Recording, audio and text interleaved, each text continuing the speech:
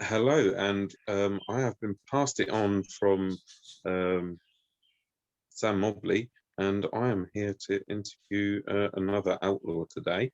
My name's Joe Ferguson. I am outlaw number JF137. I am the current social secretary. I run the quizzes and poker nights and anything else that Chappers tells me to, basically. I am gay, been out for 20 years now, but God, I'm old. You go by the pronouns he, him. The position I play at rugby is number two, and it's the only position I've played. I've been playing for 2 years, if you take up the year of lockdown. And tonight, I will be interviewing Rich. Hello, Rich. Hi Joe, you right, mate? Yeah, good. Just introduce yourself, your outlaw number, what you do. I'm Rich Saunders. The original coach of the Outlaws. Playing position for the Outlaws can be any of 1 to 15. I think I've played every position on the park. I am straight. Pronouns he, him are fine with me, and that's generally me. I'm quite boring. Fantastic. So we're just asking about people's perception about LGBT in the community and with rugby. So I've got a few list of questions. We'll probably divert into other things as well, because you've probably got quite a lot of stories. The first one. So what comes to mind when you think of LGBT spaces or groups, such as the Boston?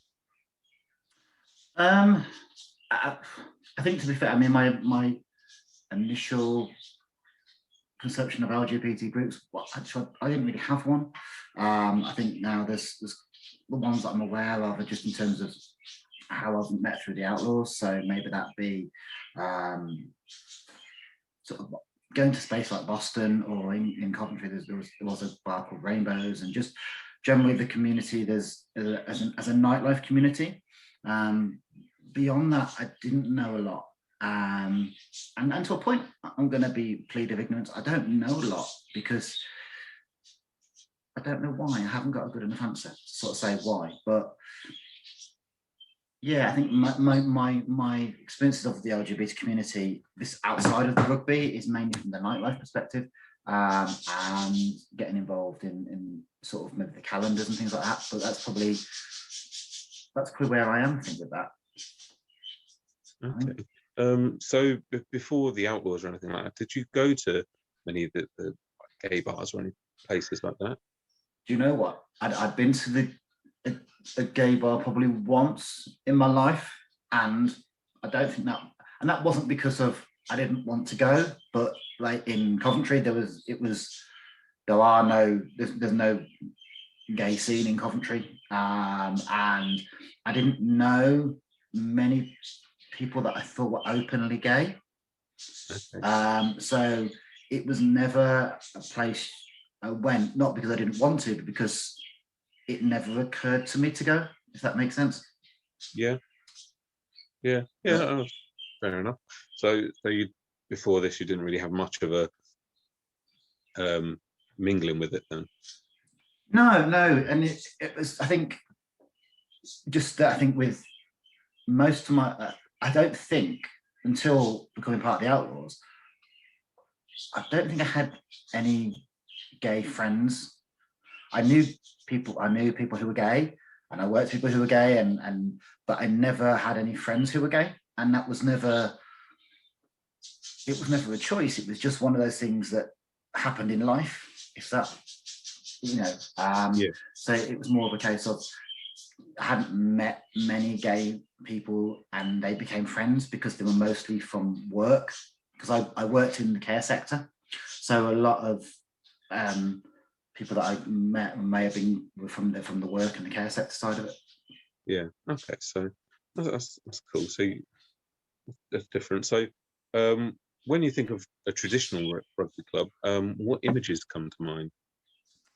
Beer, drinking, rugby, more rugby, tours, singing. Yeah, that's about it. Just generally lots of rugby.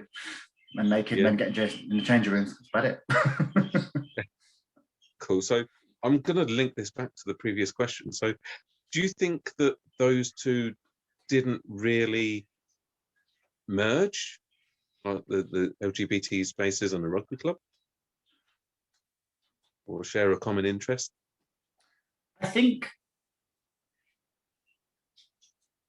in some respects, sometimes the traditional rugby clubs, I don't think were, maybe are as friendly towards the gay community as I think we would all like to think. I think if anybody that I played with in a traditional club before the Outlaws, if they were gay, they probably may not have been openly gay, not necessarily because of they felt they wouldn't be brought into the team and cared for the same way, that no matter what your sexuality was. But I think in traditional rugby, not so much now, I think it's sort of stopped at that, but there was always a few bit more terminology and language and things that you would use that would probably not be appropriate to use, if that makes, if somebody was being a bit, wasn't pulling their weight, you wouldn't say they were pulling their weight. You'd use terminology now that you probably wouldn't use today.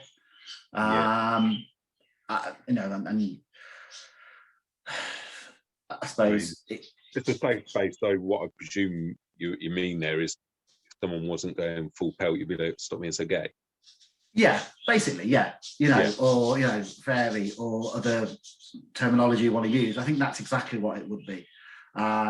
And I don't think it wasn't necessarily meant as a homophobic slur, but when you look at it, it is. Yeah. So I think how it, in that traditional rugby club and the LGBT, I think it would have been made a bit more difficult for people if they were gay to incorporate into that. Unless somebody said, right, if they joined, I'm gay, that's it, get over it. And I think maybe people there would have been a bit more aware of their language. I think it's that awareness. I don't think it's because people are trying to be homophobic. I think it's very much it's just a word, but they don't know, we don't appreciate at the time on a rugby pitch sometimes how powerful words can be. Yeah, no, I like that. So moving on then, so what would you think a gay rugby club would be like before you sort of joined the Outlaws or met them? What would you have thought a gay rugby club would be? You know what? I didn't have any preconceptions. I didn't have anything. I didn't have any sort of. It was very much a case I wanted to wait and see what was happening because I didn't know. Because I think when I first joined, the Outlaws were 3 weeks old, 4 weeks old at best.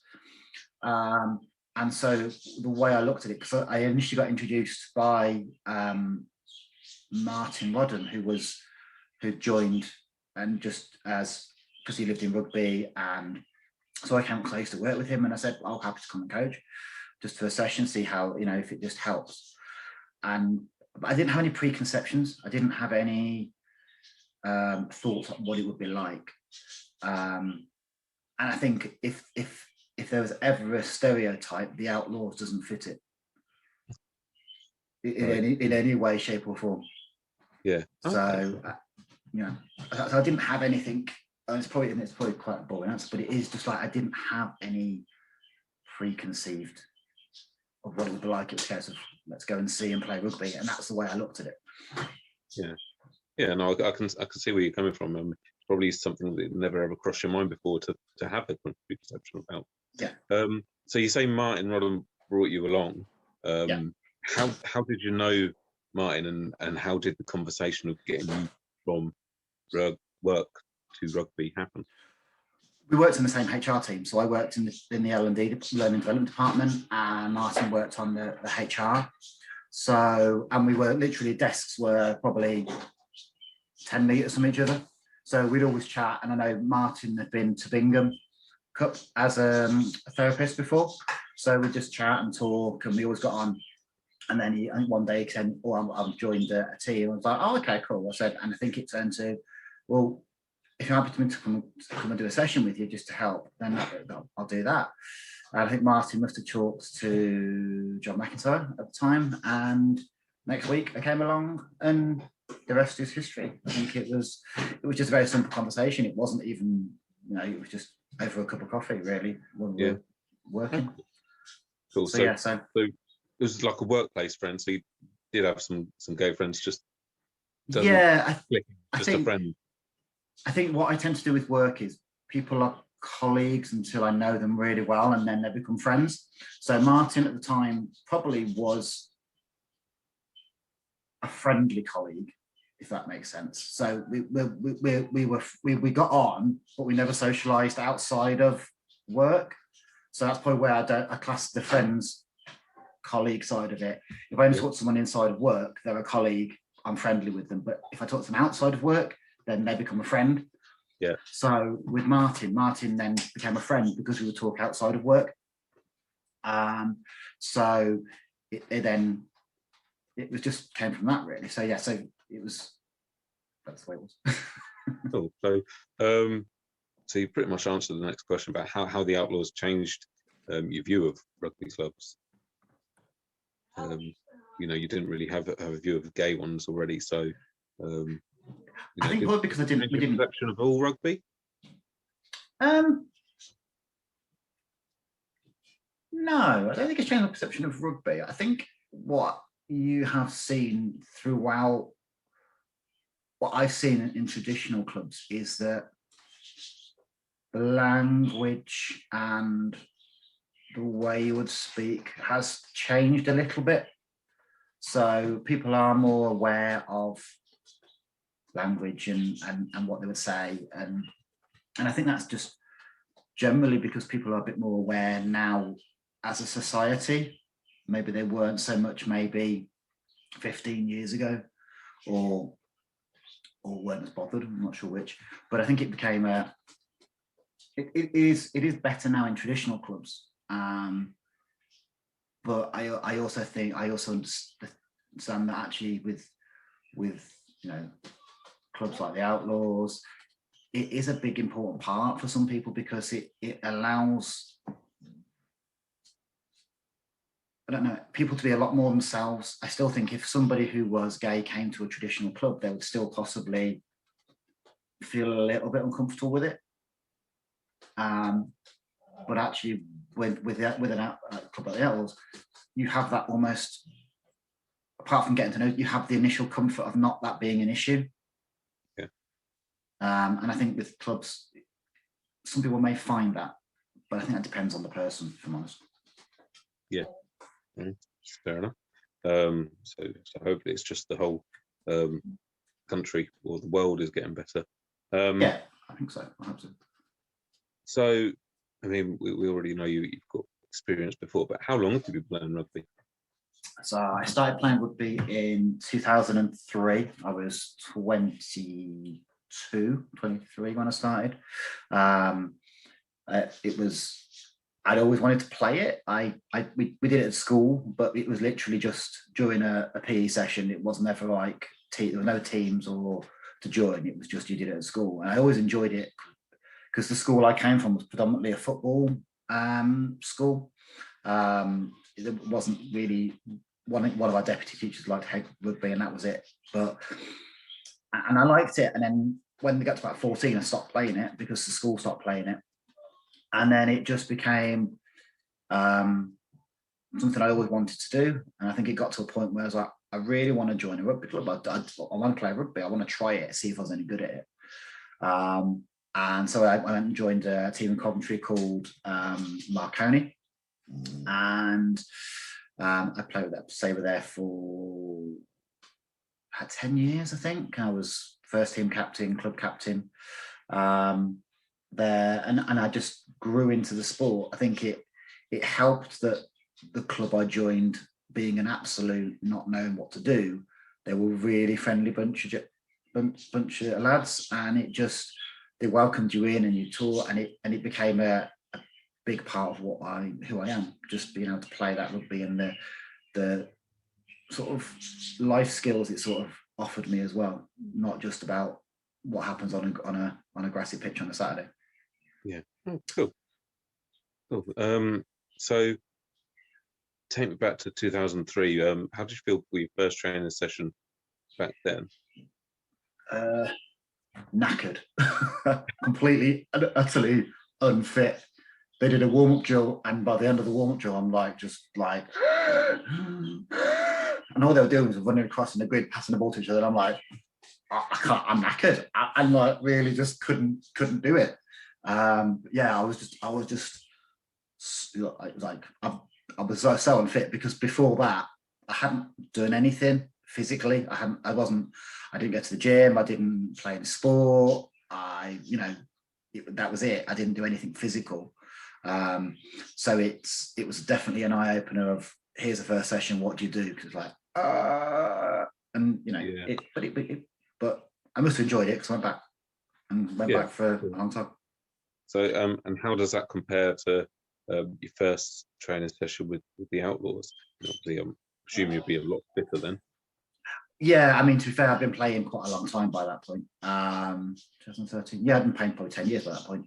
I think it was different because it wasn't with the Outlaws on the first session. It was about people just getting people together, getting people to pass the ball through their hands. There wasn't an expectation of fitness levels or knowing any of the other rules or anything along those lines. So in my first session at Coxwood, I'm playing with players who are rugby players, and I wasn't at that time. Whereas when I went to the Outlaw session, because I knew how new it was about just people enjoying that session, people wanting to come back to the next week, and you looking at how the enjoyment was rather than the skill set and the skill level of people. Because actually at that moment in time for the Outlaws, and even to a point now, it didn't matter. It wasn't about whether someone could pass a ball 20 meters and get it to the hands of somebody and they could run into a try. It was about people enjoying it, people getting to play with, getting to know people who they'd not met before, or if they had, they'd only talked to by messenger. So I think that the difference was, it was a different, not necessarily expectation, but it was a different vibe between the first Outlaw session and the first Coxwood session. Yeah. Okay. So obviously there's a massive difference. There was a 10-year gap.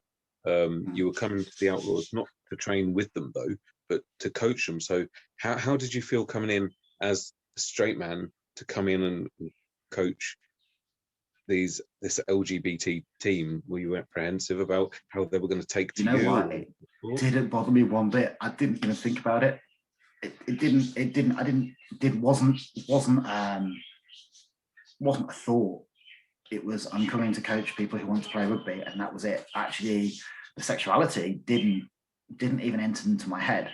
It was knowing that, I think Martin had said that the guys that were coming to didn't have any experience. I think there was one guy who had played a lot of rugby at school, but I think he was in his late 20s.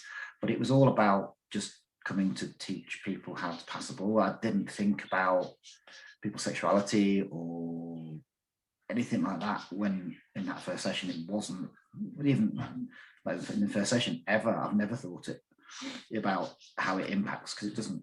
It's just, you've come to do it. You've come to make a session enjoyable, and that was it. Yeah, so it sounds like you just sort of left all sexuality at the side of the pitch. You went on and done the training with people that wanted to play rugby, regardless of orientation. Yeah, exactly. And then the sexuality didn't even enter into my head. It's never entered into my head. It was just, let's just get on a session and make it enjoyable, make you want to come back. And that was it. Right. So you went through quite a lot there. You've got some really good experiences and a great head on your shoulders with how you've come into it. What question am I up to? How did you feel?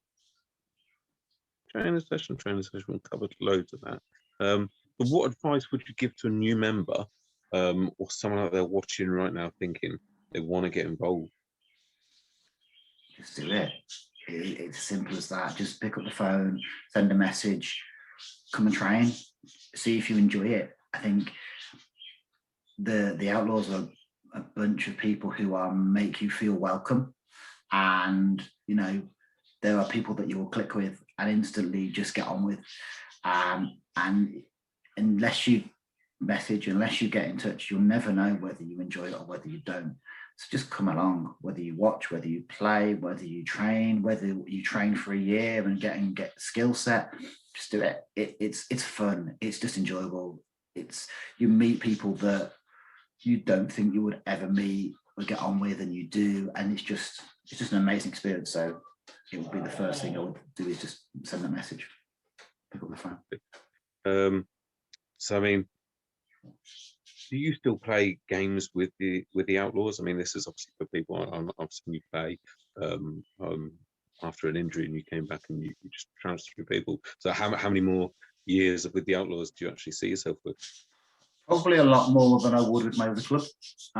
For the simple fact is that because I've played two clubs, one is more Midlands level 7, level 8, but I think it will be a lot more games with the Outlaws for many years. I think I'm 40 this year. I'm not planning on retiring just yet, so I think it's until I stop enjoying it, I think has been my point. When I stop enjoying it, then I'll stop. Until that point, who knows? That or this injury takes me and says I can't play anymore, which I hope doesn't happen. So I've only been with the Outlaws a very short time, really, and now, like I said at the beginning, I'm a social secretary. I've not seen you out with the Outlaws yet, so obviously you'll be doing that past whenever you're playing anyway. But how often do you get involved with the social side of the Outlaws? Well, I mean, in the last couple, we came to the Christmas. I've done the Christmas. I came to do the Christmas one, and I've been to the last Union Cups and the last Bingham Cups. So I try and do it when I can, but obviously, for me, if I come out in the Outlaws, I have to plan a hotel because I live in Coventry.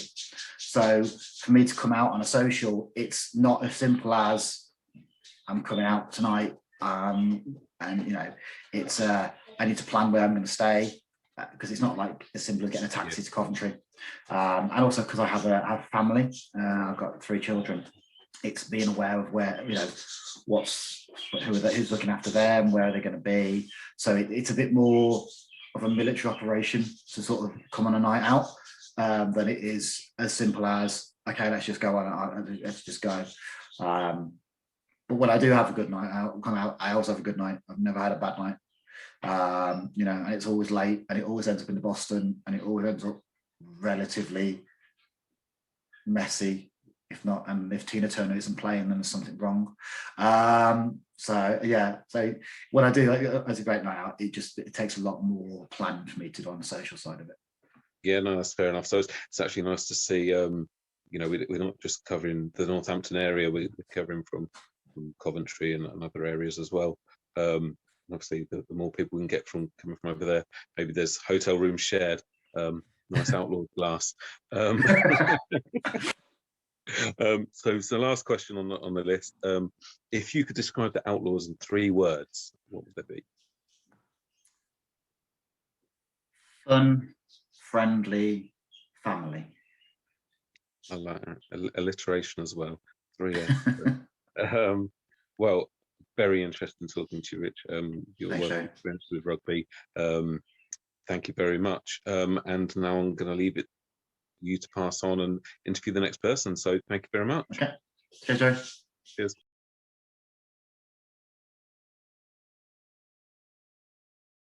Thank you for watching the interview with an Outlaw. If you like what you saw, please click like. And if this is the first time you're here, why not hit subscribe for more from our channel? We release 5 every Friday, so let's see who will pass it on next.